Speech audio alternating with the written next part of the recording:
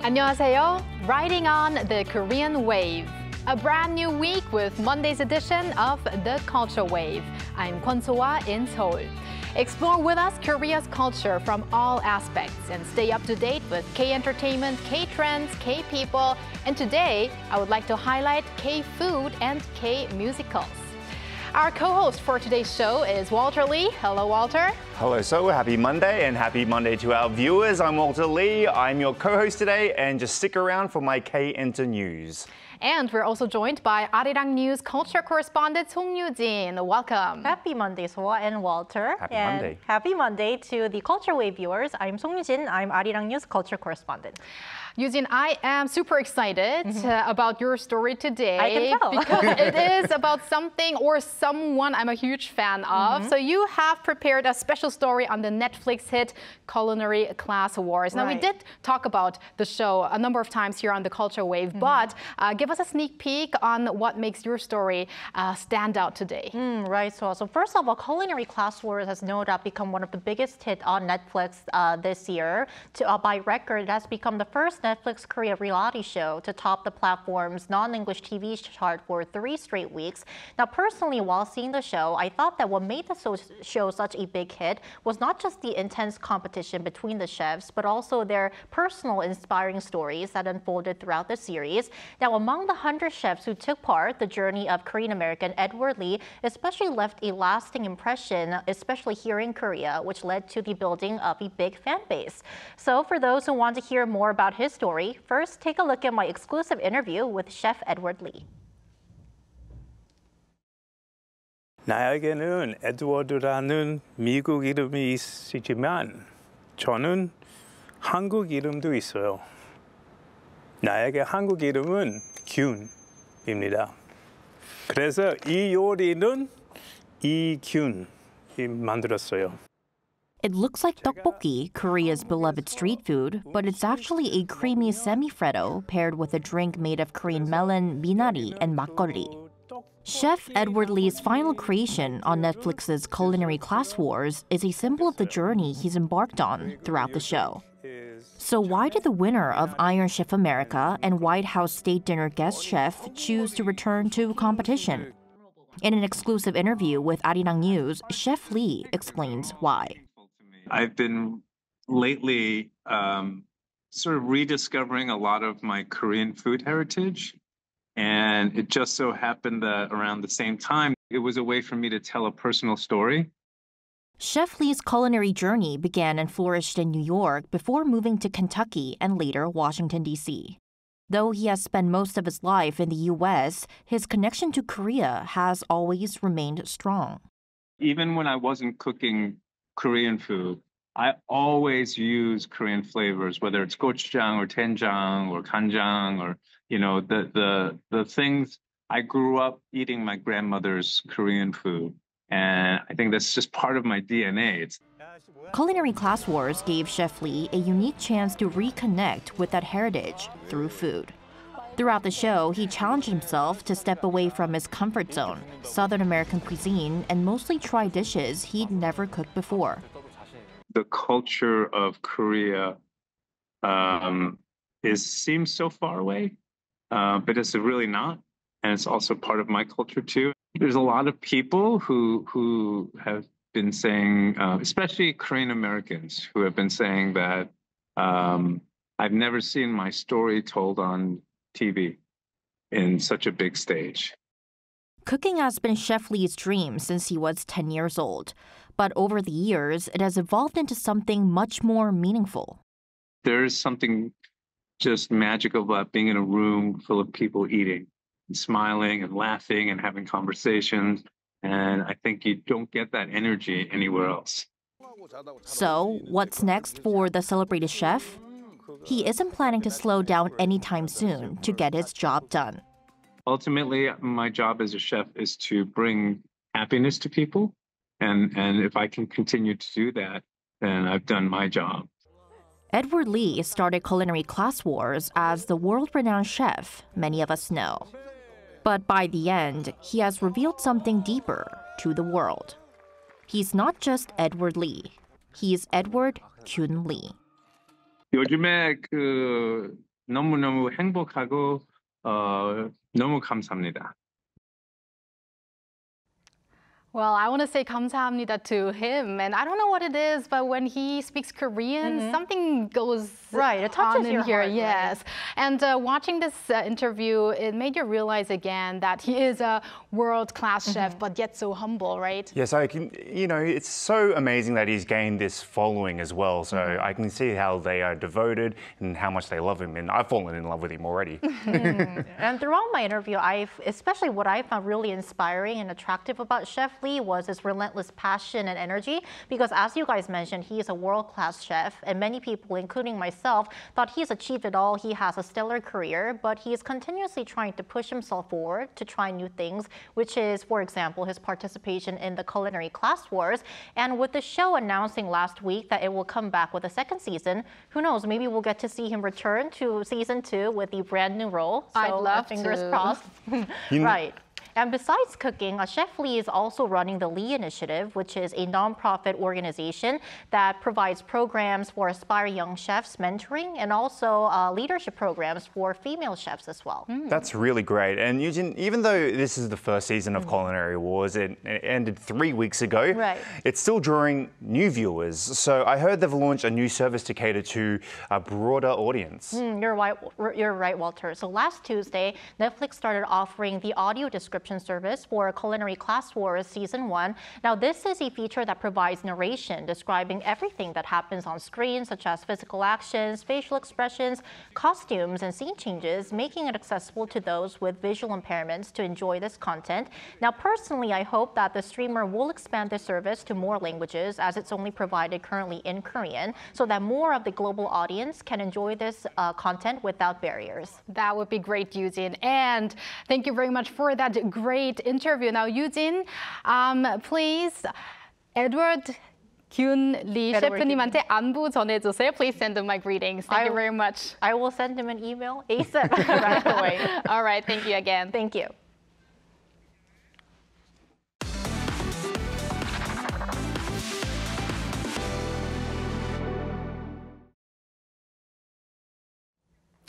Time for our daily dose of K-Enter News with Walter Lee. Walter, let's start off with a celebration. Yes, a big celebration. The K-pop girl group TWICE have celebrated their 9th year in the K-pop industry with a fan meeting called, let me get this right because it's actually kind of hard to explain. Home Gu Round. Now, they've said it with a 9 and round because the 9 looks like a G and Gu is 9. I'm getting too much off track here. I'm so sorry. It's really quite difficult, but you'll figure it out eventually. So that was actually at Olympic Hall over the past weekend. Now, here's the interesting thing. The fan meeting is to celebrate the 9 years of K-pop in the K-pop industry, and the theme was also the number 9, along with baseball as well, because they've been in the industry for 9 years. There are 9 members in TWICE, and also because of baseball, there are 9 field members on the team. So that's the theme that they were going for. Now, this girl group put on a special stage performance for their fans. They're called Onces. I'm a once myself. And the group recently wrapped up their world tour, and it just shows you that they are still one of the top tier K-pop girl groups of this generation. Now, they're set to return on December 6th with their 14th mini album called Strategy. Well, that name also sounds like a strategy. Yes. But Walter, now you have an update regarding last week's release of a song called 아파트, yes. By none other than Blackpink's Rosé and Bruno Mars. Yes, the duo's song 아파트, which means apartment in Korean, has made history by earning what Koreans call a PAK, P-A-K, which is a perfect or kill. Now, what that means is that it's reached number 1 simultaneously across all music streaming platforms in Korea. Now, this also includes, Melon, Genie, and and flow, and it already has 66 million views. I can hear it in my brain already. I just can't get it out of my head. But yes, it has already reached 66 million views on YouTube. That's so much. It is. And ever since you reported on the release last week, Walter, it's so addictive. I can't get it out of my head either. But Walter, this song has been inspired by a drinking game, right? A Korean drinking game. That's correct. So the game is actually called 아파트. And now let me sort of explain for people at home if they've ever, maybe they will start playing this game. So what it is people there's a group of people and they stack their hands in the middle of the table like this. And now the leader calls out a number from the bottom, like let's say the number 3. And from the bottom, they start stacking their hands one on top of the other, like building the floors of an apartment, right? Now, when the stack reaches the number that was called out, let's say 3, 1, 2, 3, the person who is that on top has to drink. So the making of the song for this Rosé song actually came when Rosé was teaching this to her crew, and the studio was so infatuated by the 아파트 that they decided, hey, let's make a song about it. Bruno Mars joined, and as Rosé said, the rest is history. Interesting. So yeah, just a reminder as well that Rosé is going to come out with her first full-length mini album called Rosie on December 6th.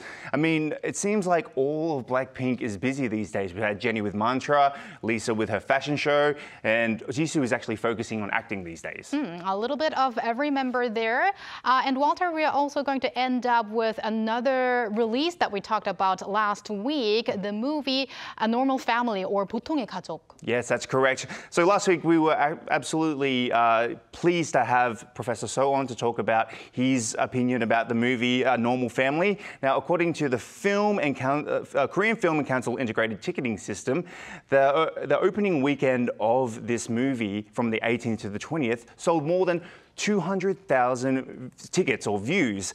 What that means is that it actually is the #1 top-ranking box office movie over the weekend, and it's beating other movies like we talked about Love in the Big City.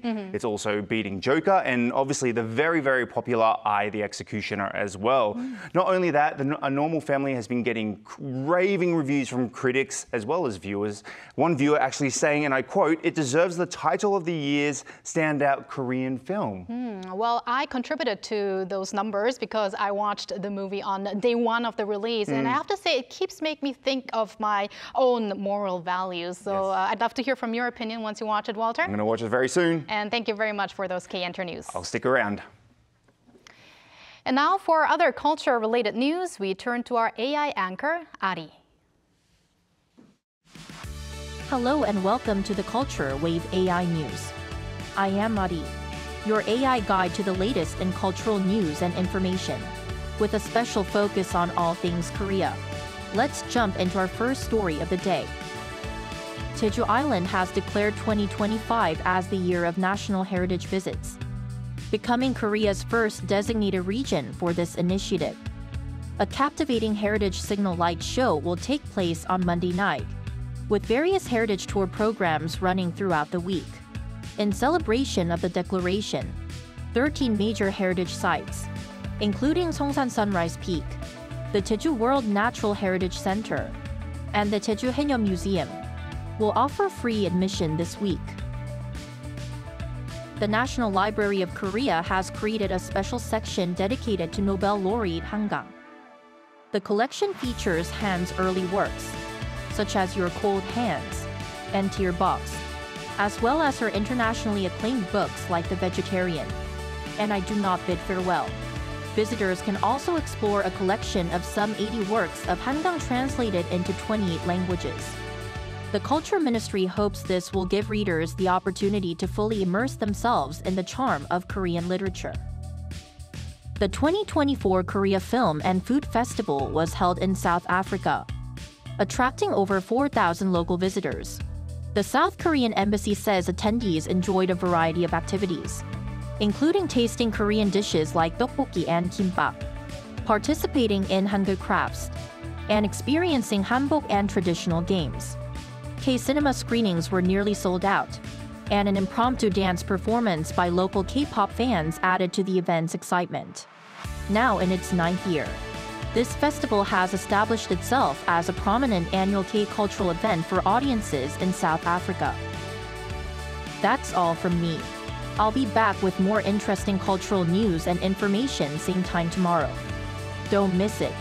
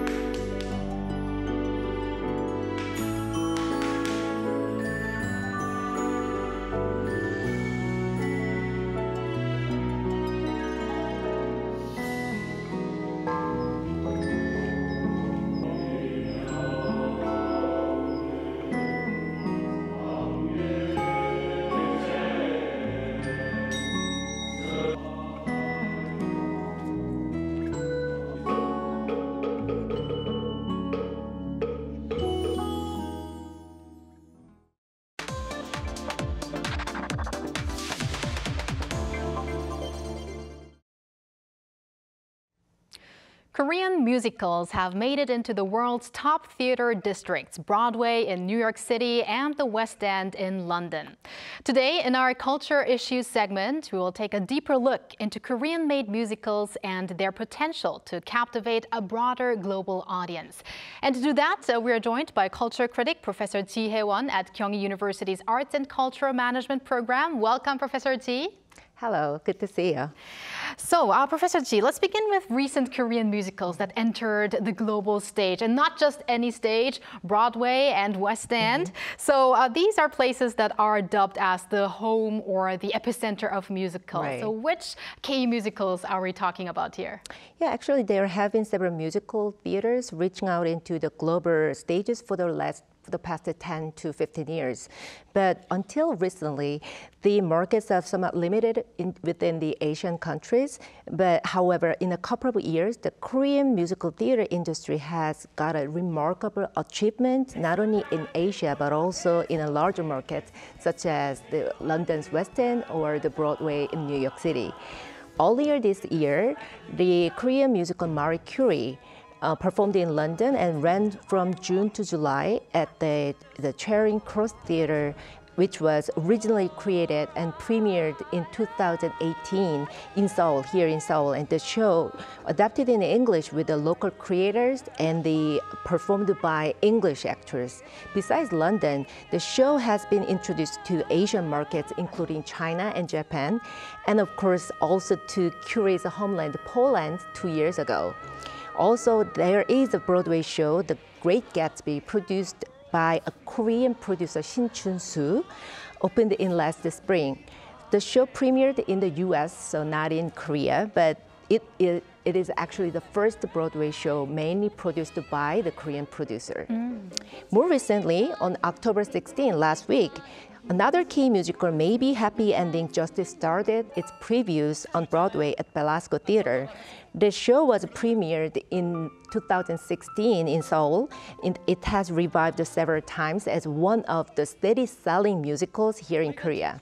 And the English version of the show was introduced to the US audiences for the first time at Atlanta's Alliance Theater in 2020, and finally became the first Korean original musical opens on Broadway. Wow, what an achievement. That is amazing. So, as Maybe Happy Ending is the most recent one, how has the response been to that?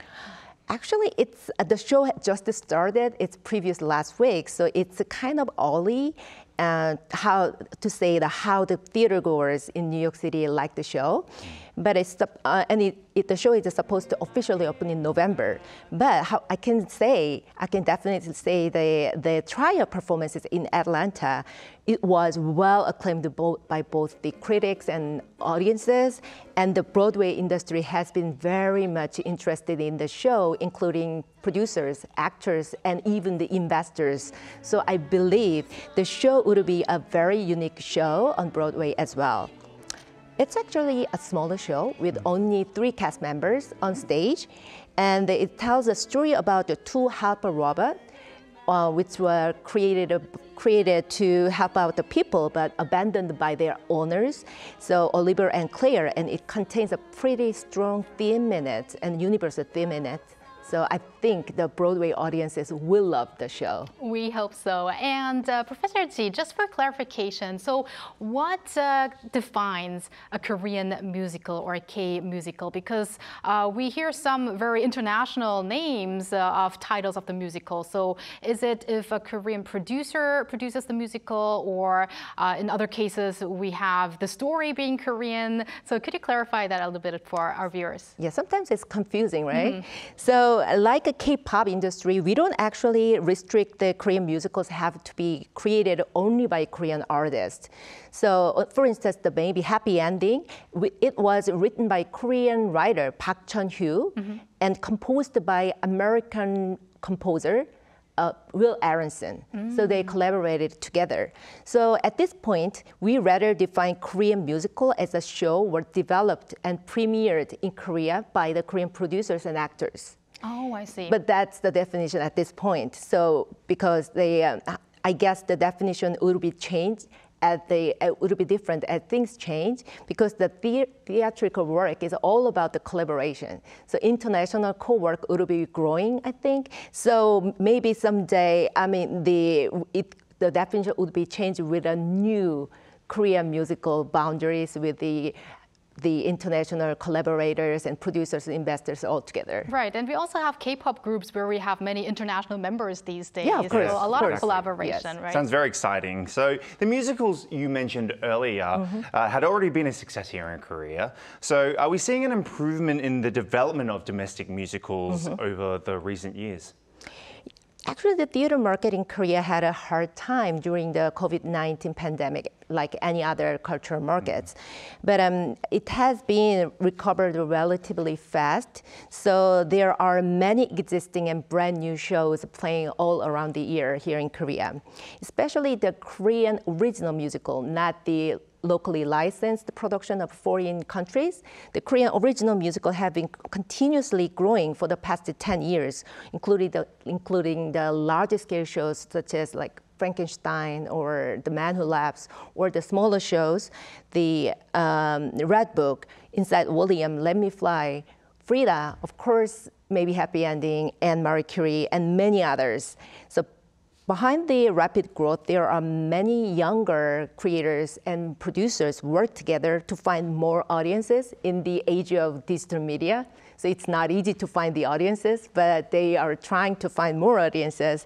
And the government support has always helped a lot to Korean musical theaters to reaching out to the global markets. Then Professor Ji, going back to the Korean musicals recognition abroad, what's appealing to the international audience? So what stories maybe seem to be resonating with the audience abroad? One of the strongest part would be the authentic story with a universal theme in it. However, for even the well-known stories of the famous people like Marie Curie or Frida Kahlo, the original musical, I think in the original musical, they have the unique approaches to the storytelling by Korean artists, and that part is appealing to the global audiences, I guess. And the year 2024 really seems to be the year that the Korean musical market has expanded abroad because of Broadway and the West End, as you mentioned. So are there maybe any other K-musicals that are already being planned to come out, to debut soon?